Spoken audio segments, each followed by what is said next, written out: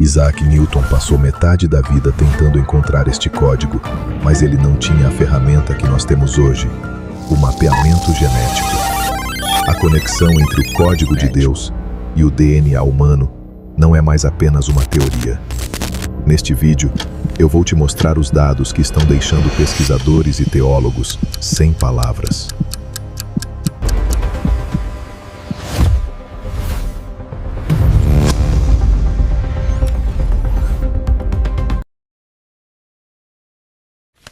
No vídeo anterior, falamos sobre o conflito entre o calendário bíblico e o calendário mundial. Vimos que o tempo nunca foi apenas uma contagem de dias. Ao longo da história, controlar o tempo sempre significou controlar ciclos, rotinas e consciências. Mas o tempo não é o único sistema que parece ter sido codificado na criação. Existe algo ainda mais profundo. Algo que não está nos calendários, mas inscrito no próprio corpo humano, porque se o tempo foi organizado, o corpo também foi. E talvez a Bíblia nunca tenha sido apenas um livro religioso, mas uma linguagem antiga descrevendo como a vida foi estruturada. A Bíblia é um código genético? O corpo como templo, o DNA, o Éden e a guerra pela semente. Desde os tempos antigos, a Bíblia tem sido lida principalmente como um livro religioso, um conjunto de narrativas morais, leis espirituais e relatos históricos. Mas e se essa leitura for apenas a camada mais externa? E se, por trás das histórias, existisse uma linguagem estrutural, simbólica e técnica, uma linguagem da criação? Ao longo da história, sempre que um texto atravessa milênios, ele deixa de ser apenas palavra e passa a ser código. Não um código da informática moderna, mas um sistema de informação que precisa ser decodificado, camada por camada, conforme o tempo amadurece a consciência humana. A própria Bíblia sugere isso. Ela afirma que quem tem ouvidos, ouça, e que certos mistérios só seriam compreendidos no tempo determinado.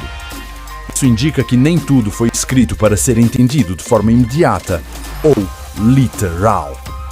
Algumas mensagens esperam pelo seu tempo. No pensamento bíblico original, a palavra, o Logos, não é apenas som ou texto. Ela é o princípio organizador da realidade. A palavra cria, sustenta, ordena e governa. Curiosamente, a biologia moderna descobriu algo semelhante. Durante muito tempo, acreditou-se que o DNA servia apenas para fabricar proteínas. Hoje se sabe que a maior parte do DNA atua como sistema regulatório, ligando, desligando e coordenando funções. Não é matéria bruta, é informação ativa. Isso nos leva a uma pergunta inevitável. E se a Bíblia descreve a criação usando a mesma lógica da vida, informação antes da forma? O livro da vida e a memória da existência. Nos Salmos, encontramos uma afirmação enigmática. Todos os meus dias foram escritos no teu livro antes de qualquer deles existir. Isso não pode ser compreendido apenas de forma poética. O texto aponta para uma memória ontológica, uma inscrição da identidade antes da manifestação física. Na linguagem moderna, diríamos que a função precede o corpo. Na linguagem bíblica, a identidade precede a carne. Essa ideia ecoa diretamente na genética. O DNA não apenas constrói o corpo, mas contém instruções sobre função, limites e potencial. Não somos apenas matéria organizada ao acaso. Somos informação manifestada, o corpo como templo, a arquitetura viva. Quando a Bíblia afirma que o corpo é um templo, ela não está usando apenas uma metáfora moral. O templo bíblico possui medidas exatas, proporções específicas e padrões recorrentes. Nada é arbitrário. Esses mesmos princípios aparecem no corpo humano: simetria, complementaridade, padrões repetidos, ciclos, ritmos. O templo não é apenas um lugar de culto, é um modelo da criação. Da mesma forma, o corpo não é apenas biologia, é arquitetura viva, construída segundo leis invisíveis que unem espírito, alma e matéria. O Éden, frequentemente tratado como um lugar perdido no tempo, pode ser lido também como um estado de organização perfeita. Ali, tudo funciona em harmonia: tempo, corpo, linguagem, identidade e propósito. A criação ocorre por separações conscientes: luz e trevas, terra e águas, Mabi, masculino e feminino. Não como oposição, mas como complementaridade. A vida surge em pares que se completam, refletindo uma inteligência estrutural. Nada é isolado. Tudo se relaciona.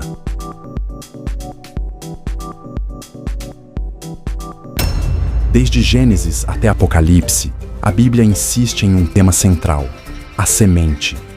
Há uma guerra silenciosa que atravessa a história, não apenas entre povos ou ideias, mas pela linhagem, pela transmissão da identidade. Na antiguidade, essa linguagem era simbólica. Hoje, chamamos isso de genética. A batalha nunca foi apenas territorial ou política. Ela é informacional. Controlar a semente é controlar o futuro. Controlar a informação é controlar a forma.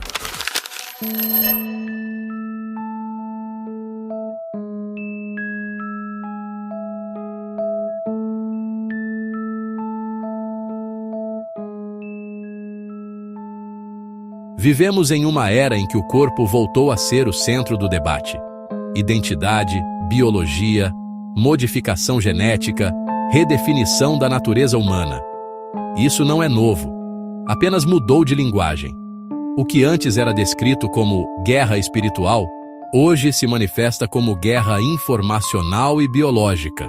O campo de batalha continua sendo o mesmo: o ser humano. Talvez a Bíblia nunca tenha sido apenas um livro de religião, mas um manual da criação, escrito em camadas, acessível conforme a maturidade da consciência humana. Ela conecta corpo, alma, espírito e cosmos em uma única estrutura. Nada está desconectado. Compreender essa linguagem não é abandonar a fé, é aprofundá-la. Porque no fim, a pergunta não é apenas como fomos criados, mas quem estamos nos tornando. Se o tempo foi alterado, se o calendário foi modificado, talvez a próxima grande revelação não esteja fora de nós, mas inscrita no próprio corpo. O templo ainda está de pé. A pergunta é: estamos prontos para ler o código?